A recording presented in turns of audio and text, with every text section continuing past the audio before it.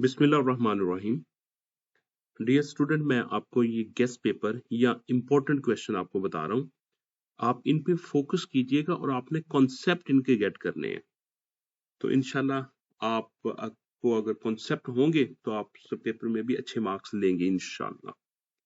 तो इस सिलसिले में मैंने आपने 13 क्वेश्चन की बजाय मैंने 26 मल्टीपल चॉइस क्वेश्चन दिए हुए हैं, विद आंसर के साथ, विद जस्टिफिकेशन के साथ। तो हम स्टार्ट करते हैं और इसके बाद मैंने पार्ट बी और पार्ट सी भी आपके SLO बेस्ड मैंने दिया हुआ है। तो इस पूरी वीडियो में देखिएगा और कोई अगर क्वेश्चन हो तो मुझे बताइएगा। MCQ 1, which of the following is a valid state of a process? Compiled, blocked, looped, executed. Correct answer is B. Justification: blocked is a valid statement. Compiled, loop, execute are not standard process state. ठीक है, justification के साथ मैंने आपको बता दिया कि इसमें क्या है जी, blocked B. Correct option is B. Question number 2. Which SDLC phase involves breaking down system into functional units? अब किस में वो functional units में convert करते हैं system को? Design phase में, analysis phase में, implementation phase में, maintenance phase में? The correct option is B. Because analysis phase identifies the requirements and break the system into component. The correct option is B. That is called analysis phase. क्योंकि इस phase में हम क्या करते हैं, system को functional units में convert करते हैं। Question number 3. Which of the following is an example of an operating system? Operating system की एग्जांपल कौन सी है? क्रोम नहीं, Python, Windows, Turbo, C++। The correct option is Windows. In is example of operating system. Windows यहाँ पे operating system है, जबकि दूसरी एप्लीकेशन है। Windows is an operating system, the rest are application और लैंग्वेजेस। आपको यहाँ पे कॉन्सेप्ट गेट करना है कि आपको इसका वाइस वर्सा क्वेश्चन भी पूछे जा सकते हैं। ठीक है, तो आपको पता होना चाहिए क्रोम, पाइथन, टर्बो, C++ ये एप्लीकेशंस है और क्रोम ब्राउजर है। ठीक है। Question number 4. Which phase of SDLC include software development? Software development कौन से फेज में होती है? Sorry, this is not development, this is deployment. क्योंकि डेवलपमेंट तो इंप्लीमेंटेशन में होती है, तो मैं देख रहा हूँ इंप्लीमेंटेशन तो है नहीं यहाँ पे, तो deployment. Analysis, design, deployment, testing. तो correct option is deployment. Deployment itself एक फेज होता है इसमें, इंप्लीमेंटेशन टेस्टिंग के बाद जो आता है, implementation testing and then last stage is deployment. तो उस फेज में हमको इसको डिप्लॉय करते हैं, जिसमें हम क्या करते हैं, इस सॉफ्टवेयर को हैंड ओवर कर देते हैं कस्टमर में, कस्टमर के हाथों के, आप ये अपना सॉफ्टवेयर ले लें, इसको यूज करें। Deployment phase deals with the installation and configuration of software. ये कस्टमर एंड पे होता है। Question number 5. What is the post fix decrement operator in C++? Post fix, minus minus I minus minus, plus plus I plus plus. तो ये हमारा prefix था, prefix increment. ये हमारा पोस्ट फिक्स डिक्रीमेंट, ये भी डिक्रीमेंट है और ये भी डिक्रीमेंट है। Prefix decrement, post fix decrement, और ये हमारा है जी प्रीफिक्स इंक्रीमेंट। प्रीफिक्स इंक्रीमेंट और ये हमारा है post fix increment. Post fix increment. ठीक है, माइनस माइनस प्लस प्लस, आई माइनस माइनस प्लस प्लस आई। तो वो क्या पूछ रहा है, वो पूछा what is the prefix decrement? Prefix decrement. What is the post fix decrement? Post fix decrement operator in C++। Post fix decrement हमारा ये है। ठीक है, और ये फर्क क्या होता है इसमें, प्रीफिक्स में और पोस्ट फिक्स में? ये फर्क डिस्प्ले करते वक्त या इनिशियलाइज करते वक्त होता है, या वैल्यू असाइनमेंट के तौर पर होता है। सपोज अगर मैं लिखता हूं इंटीजर d इक्वल टू 5 और यहां पे C लिखता हूं, तो मैं कहता हूं C equal to d plus plus, ये लिख देता हूं। तो अब इसमें क्या होगा, पहले वो क्या करेगा, d की वैल्यू इसको देगा, यानी कि C के पास क्या आ जाएगा, C के पास वैल्यू आ जाएगी 5, लेकिन इसके बाद वो इंक्रीमेंट करेगा। तो डी के पास क्या आ जाएगा, डी के पास आ जाएगा 6। अगर मैं सी आउट करता हूं डी को, तो वो मुझे 6 ही शो करेगा, और सी को करता हूं तो मुझे वो 5 शो करेगा। ठीक हो गया। आपने क्या करना है, मुझे ये बताना है कि इसकी आउटपुट क्या होगी। अगर मैं इसमें लिखता हूं सी आउट प्लस प्लस डी, सी आउट डी प्लस प्लस, मुझे आपने इसकी आउटपुट बतानी है। फिर आपने मुझे आउटपुट बतानी है C out D plus plus, D की वैल्यू 5 है। ठीक है, इसको सेपरेट आपने रन करना है, और दूसरी स्टेटमेंट को सेपरेट रन करना आपने, डी प्लस प्लस और माइनस माइनस डी, ये बताना है। तीसरा आपने बताना मुझे C out D minus minus और डी माइनस माइनस, ये स्टेटमेंट बतानी मुझे। फिर आपने बताना C out minus minus D minus minus D, ये मुझे सबने आपने क्या करना है, 1 बाय 1 रन करना है और देखना है कि आउटपुट जो आप एक्सपेक्ट कर रहे हैं वही है या नहीं। मैं आपको कह सकता हूं कि आप 80% मैं आपको कह रहा हूं कि आप लोगों को, स्टूडेंट को ये पता नहीं होगा। ठीक हो गया। तो आप बताइएगा, फिर मुझे देखिएगा कि आप जो आउटपुट एक्सपेक्ट कर रहे हैं वही आउटपुट है या नहीं। Question number 6, which statement is used to terminate the loop prematurely in C++?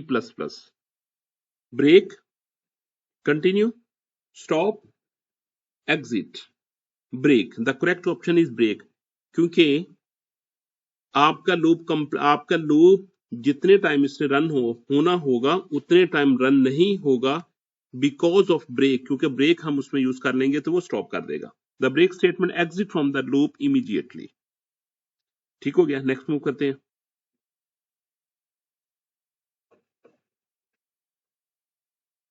Question number 7, which syntax correctly access the fifth element of the array? Fifth element, ये देखिए फिफ्थ एलिमेंट में ये आपके पास एक अरे है, 1 2 3 4 5 6। ये इसका 0 इंडेक्स है, ये इसका 1 है, ये इसका 2, ये इसका 3 है, ये इसका 4 है, ये इसका 5, ये इसका 6 है। तो आपने कौन सा एलिमेंट को एक्सेस करना है? विच सिंटैक्स करेक्टली एक्सेस फिफ्थ। तो ये देखिए, ये पहला था, ये दूसरा था, ये तीसरा, ये चौथा, ये पांचवा। तो आप इस एक्सेस करने के लिए इसको यूज करेंगे, यानी अरे ऑफ 4 को यूज करेंगे तो आप करेक्टली आप वहां तक पहुंच पाएंगे। ठीक हो गया। तो correct option is in this case अरे ए ऑफ 4। नेक्स्ट मूव करते हैं। Question number 8, what is function overloading? Function overloading क्या होती है? ठीक है, पहले मैं आपको कॉन्सेप्ट बताता हूँ। फंक्शन ओवरलोडिंग में अगर आपने पहले भी मेरी वीडियो देखी होगी, मैंने बताया मैं लिखता हूं इंटीजर फंक्शन नेम 1 और इसमें मैं 2 इंटीजर वेरिएबल पास कर रहा हूं। ठीक है, फिर मैं इंटीजर लिखता हूं फंक्शन 1 और इसमें मैं 3 इंटीजर वेरिएबल पास कर रहा हूं। ठीक है, मैं लिखता हूं फ्लोट fn1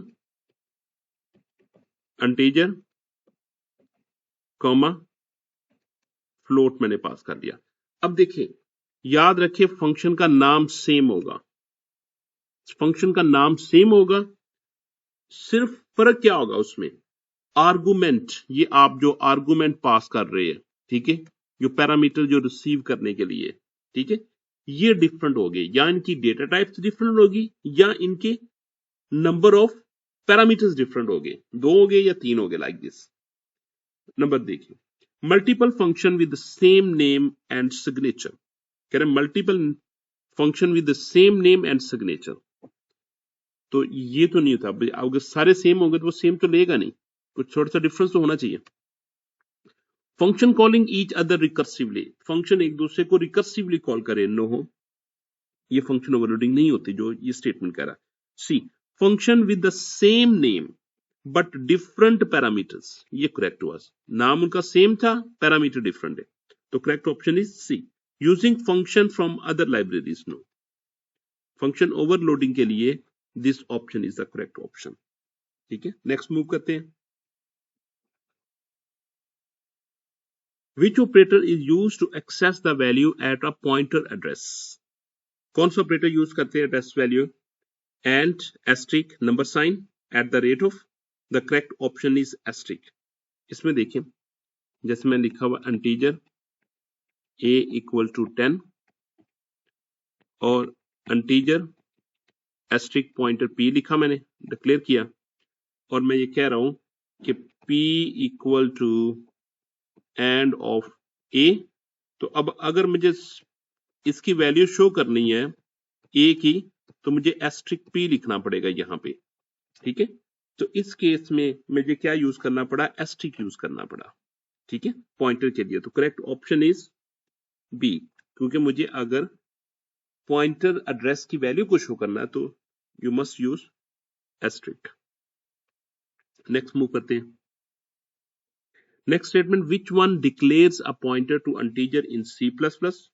इंटीजर लिखा आपने, एस्ट्रिक लिखा और p लिख दिया, तो ये आपके पास करेक्ट डिक्लेरेशन है। ये आपके पास इंटीजर p एस्ट्रिक लिख दिया इसने, बाद में ये नहीं थी, पॉइंटर नहीं है, ये भी नहीं थी, बाकी कोई ऑप्शन ठीक नहीं है। Correct option is a. Next move करते हैं। Which access specified allows public access to class members? Private, public, static, protected। Public में आप क्या कर सकते हो? उसको एक्सेस कर सकते हो क्लास मेंबर्स को। ठीक है, public. The public specify allow access from outside the class. Next move करते हैं। Which of the following is used to read a single character from a file in C++? Single character अगर आपने read करना है तो क्या use करते हैं? गेट यूज करेंगे, पुट यूज करेंगे, रीड यूज करेंगे, या गेट लाइन यूज करेंगे?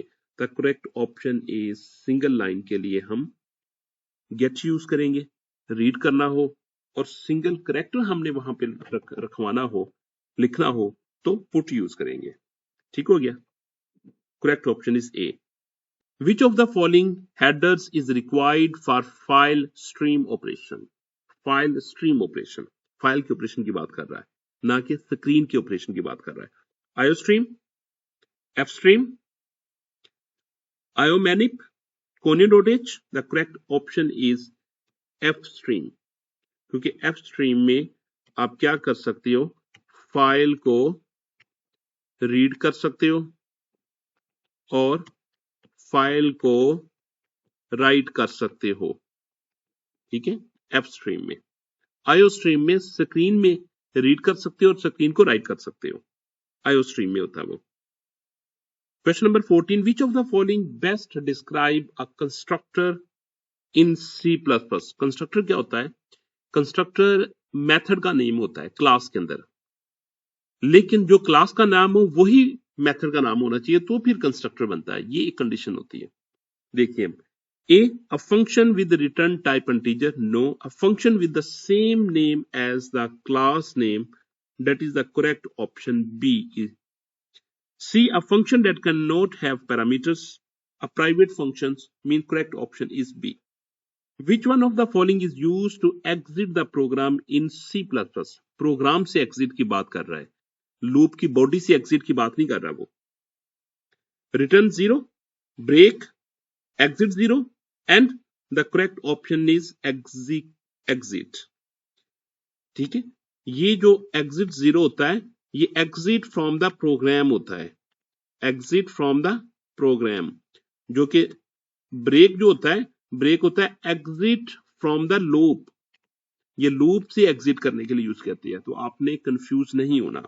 ठीक है, ब्रेक और एग्जिट में आपको डिफरेंस का पता होना चाहिए। Which operator is use to find the address of a variable? Address of a variable के लिए हम यूज करते हैं एंड, इससे वेरिएबल का एड्रेस उसके पास आ जाता है। ठीक है, एंड ऑपरेटर से, जैसा कि मैंने पहले भी एग्जांपल दिया, मैंने लिखा integer c equal to 10 comma और पॉइंटर p लिखा, तो जब मैंने पॉइंटर को असाइन करना है तो मुझे एंड लगाना पड़ेगा, पॉइंटर एंड ऑफ c, तो इस केस में वो एड्रेस आ जाएगा। इसमें करेक्ट ऑप्शन क्या होगी? एंड। नेक्स्ट मूव करते हैं। विच of the following is an increment operator in C++? बहुत आसान है, ये बी ऑप्शन है जो कि प्लस प्लस एक का इंक्रीमेंट करेगी। ठीक हो गया। विच C++ keyword defines a block of code that perform a task? Loop, functions, method and void. तो हम क्या करते हैं, वॉइड। क्यों कि हम वॉइड के साथ हम लिखते हैं वॉइड फंक्शन नेम और फिर आगे वो पैरामीटर्स हम लिखते हैं। तो ये क्या करता है, विच C++ keyword defines a block, जो डिफाइन करने के लिए यूज करते हैं, तो हम वॉइड करते हैं। Of code that perform a task, correct option is void, correct option is void. और यहाँ पे सेमीकोलन लगाता हूँ टर्मिनेटर के तौर पर। विच of the following correctly declares a string in C++? में आप स्ट्रिंग कैसे डिक्लेयर करते हो? करेक्टर नेम, इससे एक करेक्टर डिक्लेयर होगा। स्ट्रिंग नेम से आप डिक्लेयर करते हो, ठीक है, आप करते हो स्ट्रिंग नेम से, इंटीजर नेम से, फ्लोट नेम से, ऐसा नहीं है, ठीक है। लेकिन इसके लिए आपको यूजिंग STL यूज करना पड़ेगा, ठीक है। या आप ये भी कर सकते हैं, ऐसे भी डिक्लेयर कर सकते हो, आप लिख सकते हो character name, name of 30 characters. तो ये मैंने एक स्ट्रिंग डिक्लेयर कर ली with the name of name having 30 size of the characters.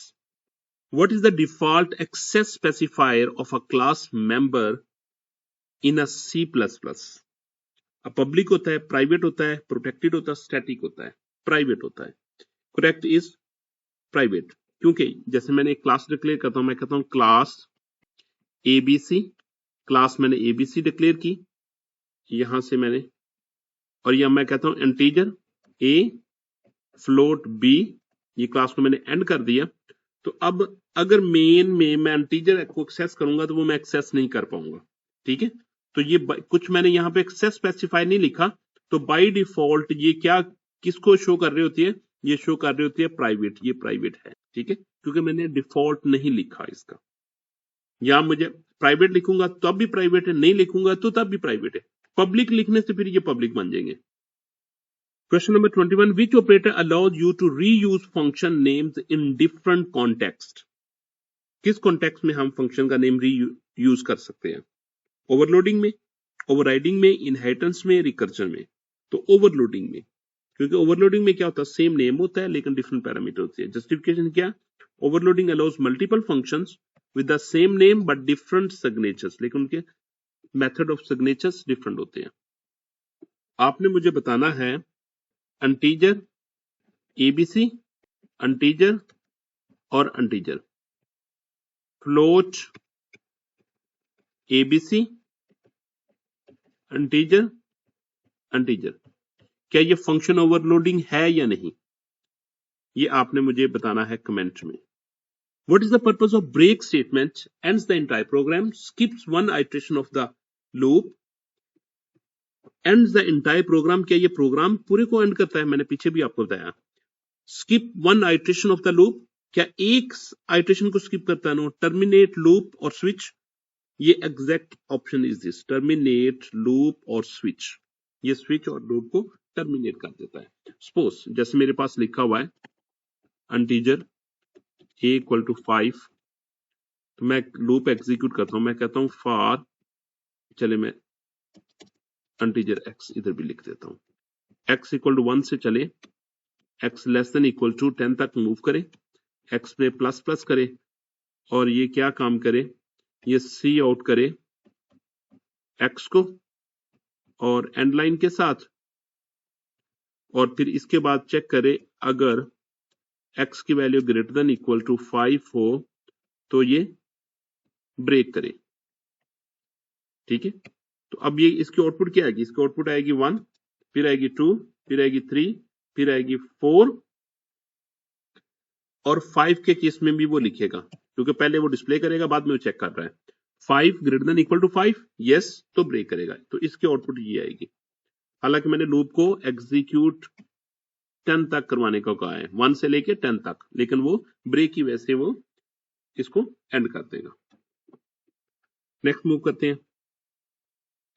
Which loop structure runs the loop body at least once, कम से कम एक बार लास्ट में रन करता है, तो ये बहुत है, डू वाइल लूप होना चाहिए। Correct option is do while loop में कम से कम एक बार इसकी लास्ट में रन होता है। ठीक है, जैसा कि देखें मैं कहता हूं प्रोग्राम लिखता हूं integer a equal to 1, do C out a को लिखें, a में प्लस प्लस करें, while a less than equal to 10। इसकी आउटपुट क्या आएगी? आपने मुझे आउटपुट बतानी है। चलो मैं बताता हूं।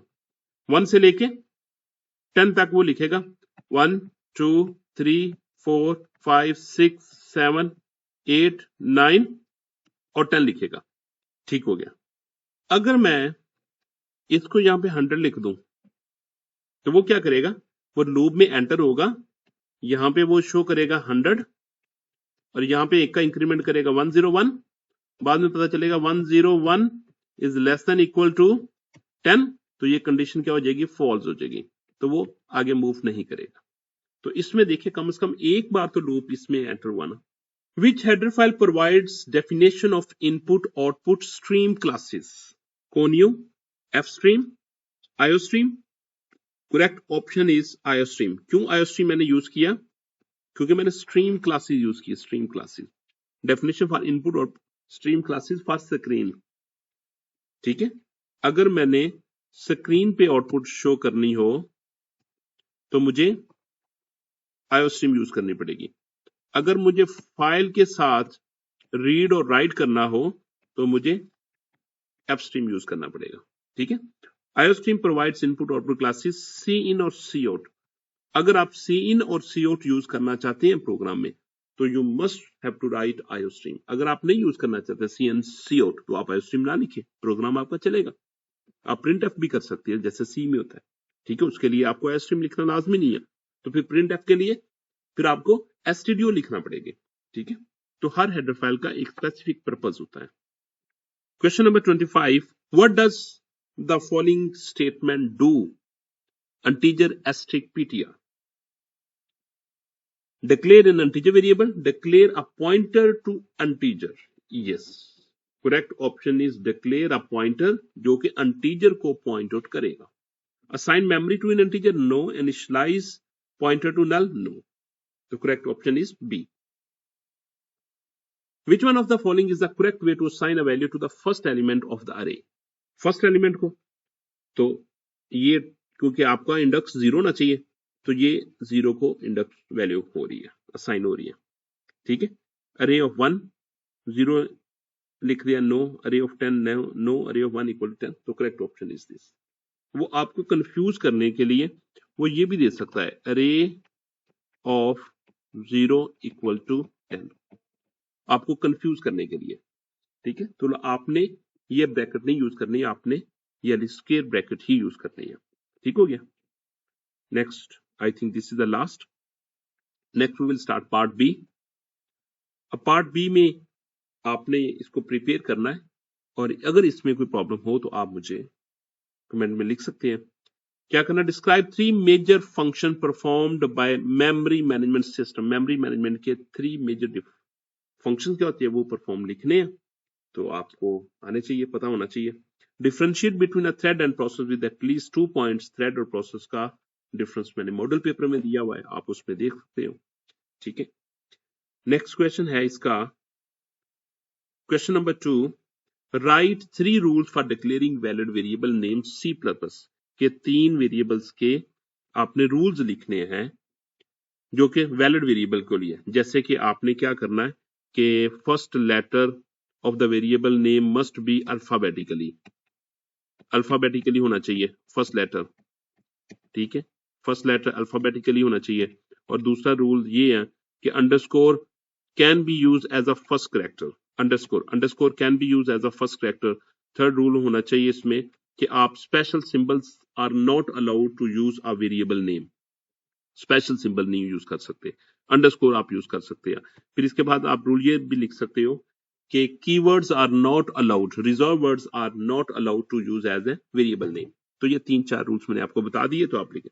डिफाइन यूनरी, बाइनरी और ternary operator with an example in each. Unary operator ये मैं आपको जल्दी से बताता हूँ। यूनिटरी ऑपरेटर आपके पास a plus plus is the unitary operator, binary operator आपके पास a plus b binary operator आ जाता है, और टर्नरी ऑपरेटर जिसमें आप वो यूज करते हैं, आप लगाते हो ये इसमें कंडीशन लगाई, if a greater than b, ये ट्रू हो तो सी आउट क्या करे, सी आउट पास करे, एल्स सी आउट करे fail.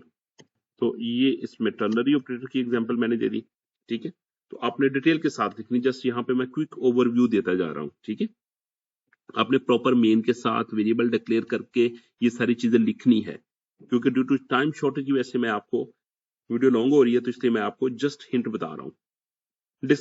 Differentiate between text file and binary file in terms of data format and uses. आपको पता होना चाहिए टेक्स्ट फाइल क्या होती है जिसमें हम इजीली टेक्स्ट रीड कर सकते हैं, बाइनरी फाइल्स क्या होती है जिसमें हम डेटे को चेंज कर देते हैं, बाइनरी फॉर्मेट में ले जाते हैं, ठीक है। Right, what is the destructor in C plus plus, how is different from a constructor. Destructor क्या होता है, डिस्ट्रक्टर क्या होता है, आपको पता है कि जो क्लास का नाम, अगर क्लास का नाम आप कहते हैं ना, क्लास का नाम है जी एबीसी,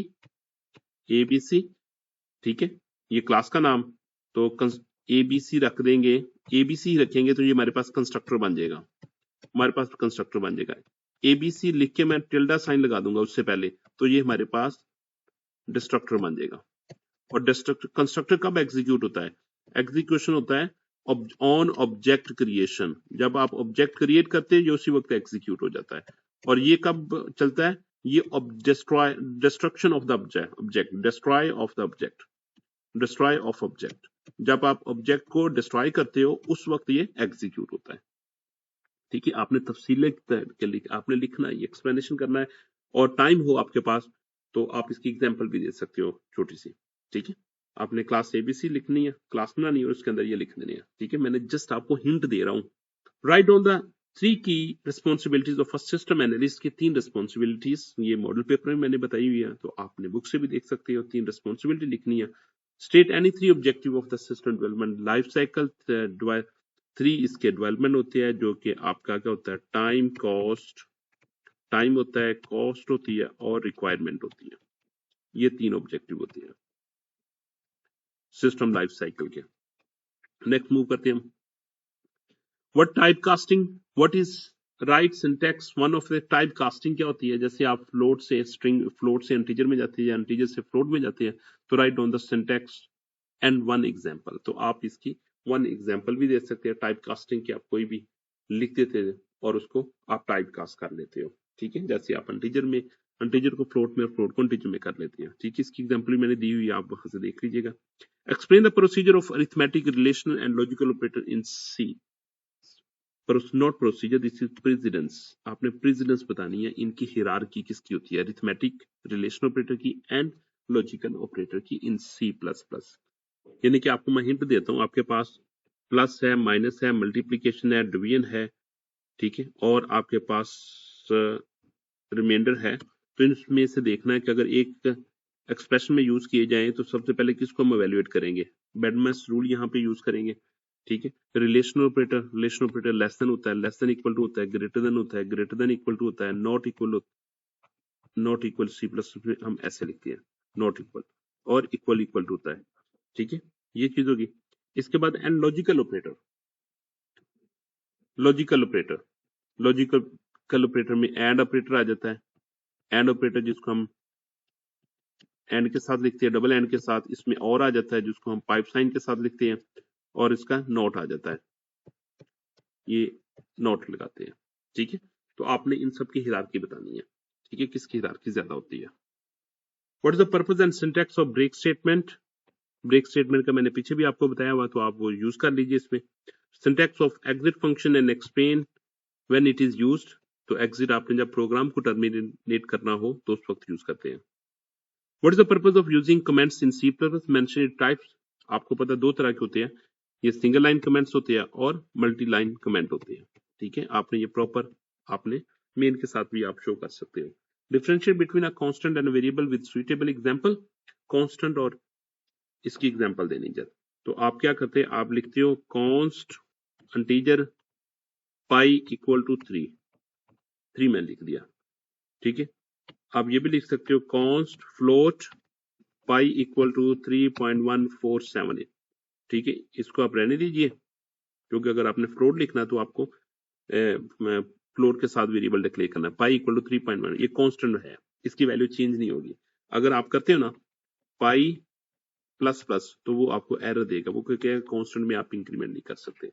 अगर यही मैंने वेरिएबल लिया होता, मैंने variable integer a equal to 10 लिया होता और जिसमें मैं a प्लस प्लस करता तो इसमें इजीली मैं इंक्रीज कर सकता हूँ वैल्यू। ठीक है, जबकि फ्लोट में मैं कांस्टेंट में इंक्रीज नहीं कर सकता, कोई भी चेंज नहीं कर सकता, इंक्रीज और डिक्रीज। नेक्स्ट मूव करते हैं।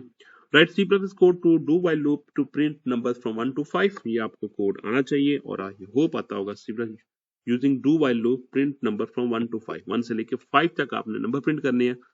1 से स्टार्ट करे 5 तक मूव करे।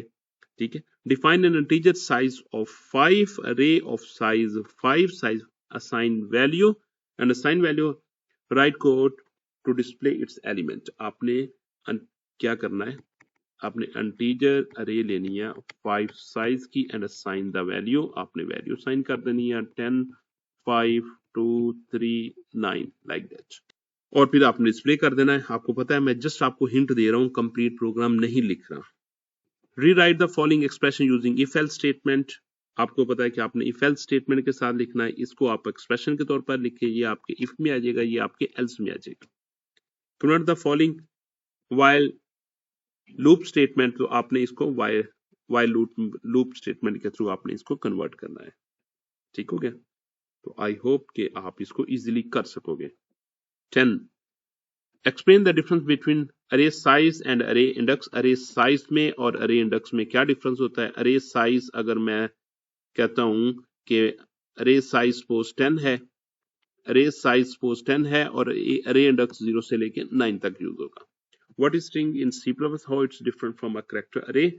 तो स्ट्रिंग क्या होती है, स्ट्रिंग जैसे कि मैंने आपको पहले डिक्लेयर करके बताई, कैरेक्टर लिखते हो n लिखते हो और इसमें 50 ये आपने एक स्ट्रिंग अरे कर डिक्लेयर कर दी जो कि 50 कैरेक्टर की है। How is different from a character अरे।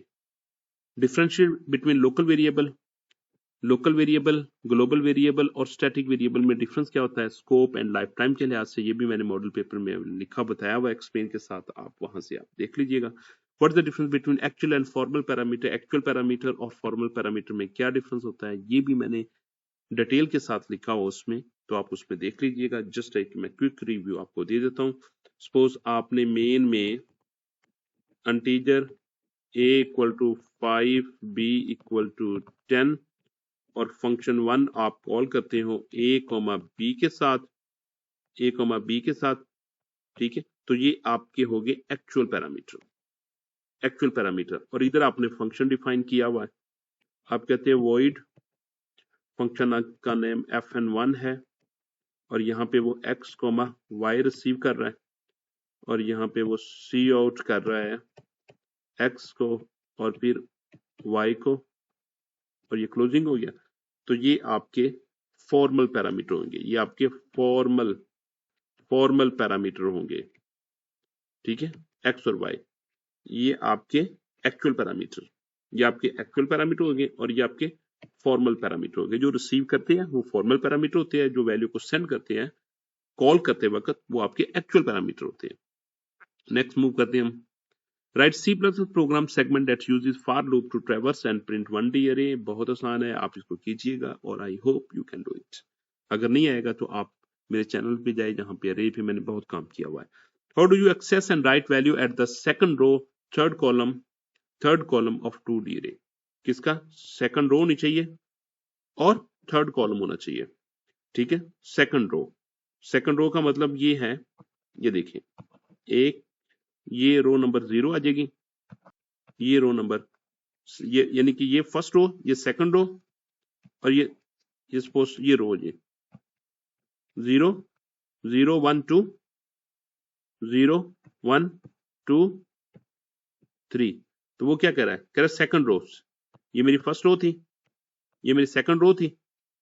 कॉलम कौन सा होना चाहिए, थर्ड कॉलम होना चाहिए। फर्स्ट कॉलम था ये सेकंड कॉलम था, ये थर्ड कॉलम था। ठीक है, तो यानी कि सेकंड रो ये इस वाले एलिमेंट को आपने राइट करना है। हाउ डू यू एक्सेस करना है या राइट करना, write the value at the second row and third column. तो आप अरे का नाम लिखेंगे, second row that is first, third row third column means 2। इसको आप 10 डिस्प्ले कर देंगे, वहां पे वैल्यू लिख देगा, और सी आउट करते वक्त आपने ए ऑफ 1 ए ऑफ 2 को डिस्प्ले कर देना। ठीक हो गया। Next 13 write down short note और रेफरेंस ऑपरेटर। ये मैंने एग्जांपल दी हुई है मॉडल पेपर में भी, आप उसको देख लीजिएगा। What is the purpose of size of function in C plus, size of function उसके इंटीजर का साइज बताता है। जैसे मैंने एक इंटीजर लिखा हुआ, इंटीजर a इक्वल टू 5 लिखा, और मैं कहता हूं सी आउट कीजिए साइज ऑफ a को, तो वो a की डेटा टाइप बताएगा कि a इंटीजर कितने बाइट का होता है। इंटीजर अगर वो 2 बाइट का होगा, ठीक है, तो वो 2 बाइट शो कर देगा। अगर 4 बाइट का होगा तो वो 4 बाइट शो कर देगा। ये डिपेंड करता है ऑपरेटिंग सिस्टम पे और आपके यूजेस सॉफ्टवेयर का, आप जो यूज कर रहे हैं, कंपाइलर यूज कर रहे हैं उस पे। ठीक है, 2 बाइट्स का भी होता है, 4 बाइट भी होता है। ठीक है, तो जो साइज होगा उस वक्त तो आपके ऑपरेटिंग सिस्टम में यूज हो रहा होगा, वो साइज उसका शो कर देगा। What are access specifier in C++? Explain the role of public and private with examples. Access specifier क्या होते हैं और आपने public का रोल क्या होता है, private का रोल क्या होता है, आपने एग्जाम्पल के साथ लिखना है। ठीक है। Perform the typecasting flow from float to integer C++ with one small code example. तो ये आपने इसको भी सॉल्व करना है। ठीक हो गया। तो ये मेरे प्रोग्राम थे सब के सब